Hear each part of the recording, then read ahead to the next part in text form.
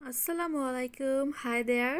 চলে এসেছি আপনাদের জন্য খুবই হেলদি আর দারুণ একটা কুলকুল ডেজার্ট নিয়ে। আজ আপনাদেরকে আবারও সাবুদানার দারুণ একটা ডেজার্ট তৈরি করে দেখাবো। চলুন দেখে নেই। এখানে আমি পর্যাপ্ত পরিমাণ পানি গরম করে নিয়েছি। এবারেতে হাফ কাপ সাবুদানা দিয়ে দিচ্ছি। অবশ্যই সাবুদানা দেওয়ার আগে পানিটা হালকা গরম করে নেবেন। এবার মিডিয়াম আছে এটাকে 7 মিনিটের মতন বয়েল করে নিব। ভিউয়ার্স, আমার সাবুদানাটা প্রায় হয়ে এসেছে। এটা হয়ে গেছে 80%, বাকি 20% দুধে দেওয়ার পর হয়ে যাবে। এখন এটাকে সেকে নিতে হবে। আমি চুলাটা অফ করে এটাকে সেকে নিচ্ছি একটা স্ট্রেইনার দিয়ে।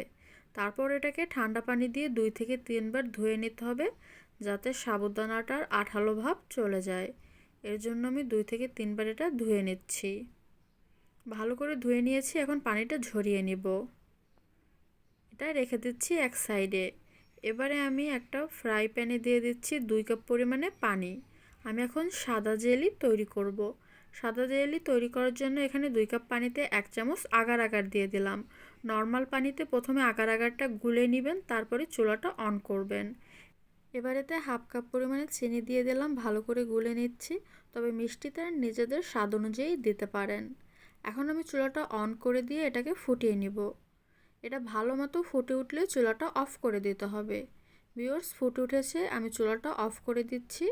এখন এটাকে একটা পাত্রে ঢেলে দিব সেট করার জন্য। প্রথমে বাইরে রেখে এর গরম ভাবটা ছাড়িয়ে নিতে হবে, তারপর ঠান্ডা হয়ে গেলে ফ্রিজে 10 মিনিটের মতো নর্মাল সেকশনে রেস্টে রাখবেন।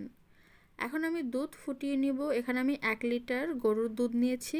এবারেতে হাফ কাপ পরিমাণে গুঁড়ো দুধ দিয়ে দিলাম। গুঁড়ো দুধটা ভালো করে গুলে নিয়ে চুলাটা অন করে দিয়েছি। এখন এতে দিয়ে দেব হাফ কাপ চিনি। এখানেও মিষ্টি আপনারা নিজেদের স্বাদ অনুযায়ী অ্যাড করবেন। এবার আমি দিয়ে দেব 1.5 টেবিল চামচ কনডেন্স মিল্ক। আপনাদের হাতের কাছে কনডেন্স মিল্কটা না থাকলে আপনারা চাইলে এটা স্কিপও করতে পারেন, সেক্ষেত্রে চিনির পরিমাণ একটু বেশি বাড়িয়ে দিবেন। এবার এটাকে ফুটিয়ে নিয়েছি, দুধটা ফুটে উঠেছে। এবার এতে আমি সাবুদানা অ্যাড করে নিব। সাবুদানা দেওয়ার পর বলক এসে গেলেই আমি চুলাটা অফ করে দেব। মিনিমাম 2 থেকে 3 মিনিটের মতন আপনারা মিডিয়াম আঁচে সাবুদানাটা দেওয়ার পর দুধটা জাল দিয়ে নেবেন। ভিউয়ার্স, ফুটে উঠেছে, আমি এখন চুলাটা অফ করে দিচ্ছি। এর বেশি আমি ঘন করব না, এখন ঠান্ডা করে ফ্রিজে রেখে দিব। ভিউয়ার্স, এদিকে আমার জেলিটা শক্ত হয়ে গেছে, এখন এটাকে আমি কেটে নিচ্ছি।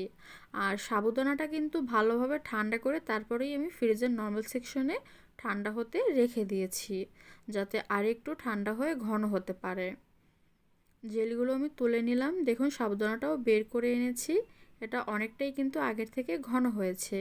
এখন এর থেকে কিছুটা সাবুদানা আমি 2টা গ্লাসে আলাদা করে তুলে নিচ্ছি।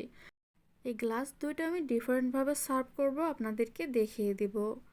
আর এই সাবুদানার এই ডেজার্টটায় আমি শুধু জেলি আর আঙুর ফলই মিক্স করব। প্রথমে আমি জেলি দিয়ে দিচ্ছি আর অল্প একটু জেলি রেখে দিয়েছি গ্লাসের সার্ভ করার জন্য। এবার এতে সাদা আঙুর দিয়ে দিচ্ছি। আপনারা নিজেদের ইচ্ছেমতো কিন্তু ফল এতে অ্যাড করতে পারেন। এখন গ্লাসটা ডেকোরেট করার জন্য প্রথমেই দিয়ে দিচ্ছি আমি তোকমা। আপনারা যারা তোকমা চেনেন না তাদের অবশ্যই আমি তোকমাটা দেখিয়ে দিব। তোকমাটা আমি ভিজিয়ে রেখেছিলাম। এরপর জেলিগুলো ছোট ছোট করে কেটে তারপরে এতে দিয়ে দিচ্ছি। এই দেখুন তোকমা।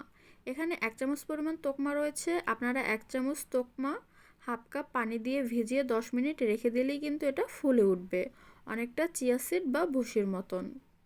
এবারে আমি কিছু কালো আঙুর দিয়ে দিচ্ছি। আমি আঙুরগুলো কেটে নিয়েছি।